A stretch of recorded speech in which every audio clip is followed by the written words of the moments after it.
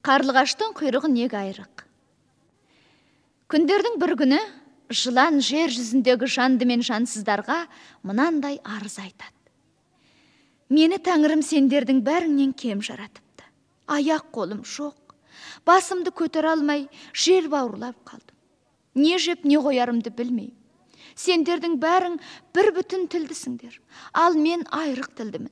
Ойлап отырсам, жанды мен жансыздың ішіндегі сорлысы мен екем. Маған еш қайсысыңның жәрдем еткілерің келмейді. Сен қасіретті көп тарттың, ондайлар әрдайым әділ келеді. Сен барлығымызға патшада бола аласың деп, сөзбен болса да жұбатып кетпейсіңдер деп, ол екі көзінен қанды жасын сорғалатып, ағыл тегіл жылайды. Жанды жансыздардың барлығы жыланға аяныш білдіріп, өкпесін орынды көреді. Қарасың деп қақпайтын, қара қылды қақ жарған ақ жүрек ақылшымыз болар десіп, өздеріне патша етіп сайлайды. Жыл артынан жыл, күн артынан күн өтіп жатады.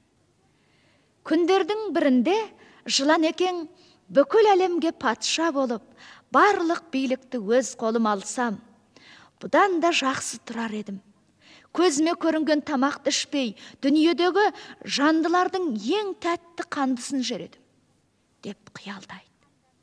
Қандамын айыралатындарды шақыртады, қос қанатын делдейтіп, аяқтарын шілтейтіп, қуарып шіркей, тұмсығын едірейтіп сона, патшаның көңілін табам деушілердің бәрі келеді.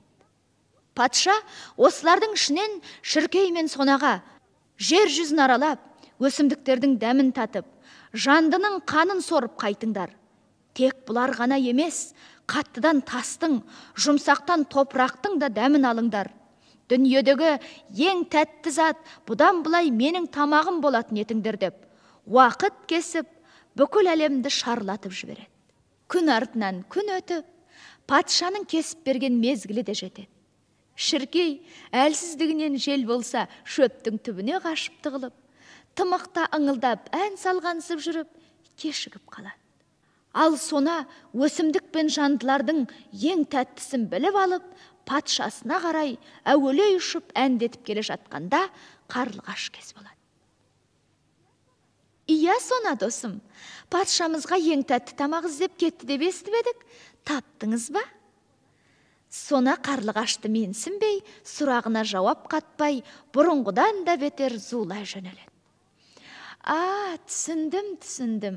Жолың болып іздегеніңді тапқан екенсің, достым. Азаматсың өзің. Сенің ептілігіңді, еш нәрседен тайынбайтын бір беттілігіңді білгем. Осы қасиетіңді енді барлық қанаттыларға айта жүретін боламыз деп, қарлығаш сонадан сыр тартып, мадақтай сөйлейді.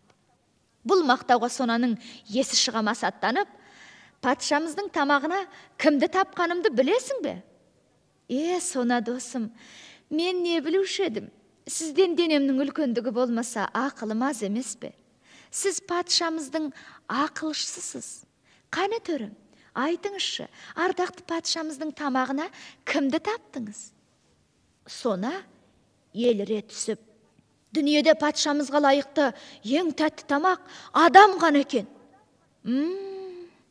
Адам сияқты ақылды да айлалы жан, домаланған сілімтік жарым жанға жем болып қалама деп, қарлығаш бір амал ойлайды. Менің ақылымның қысқалығы осы емес пе, сона төрім?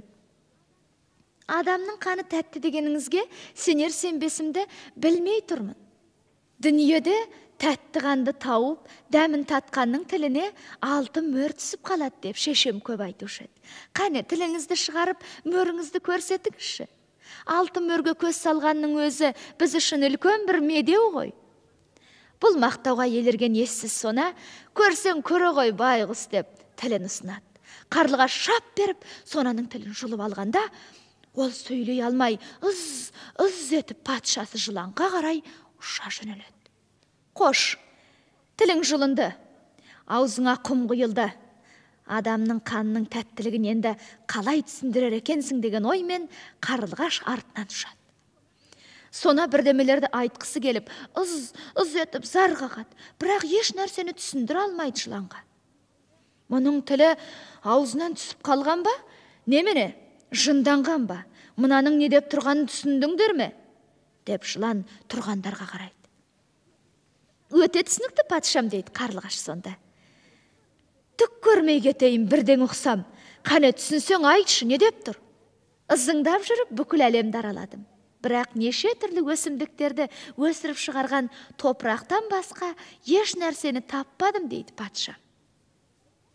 Тілі сөйлеуге жарамаса да, құлағы сау сона мұны естігенде жаны шығып кете жаздайды. Ол ызыңдап кеп, қарлығашқа 2-3 рет тиіседі, жыланның аяғына барып жылап жібереді. Мынаның тіліне бір бәле қылған сен екенсің ғой, деп жылан қарлығашқа атылып кеп кетеді. Қарлығаш ұша жөнеледі. Жылан ұша жөнелген қарлығаштың құйрығынан ғана тістеп қалады.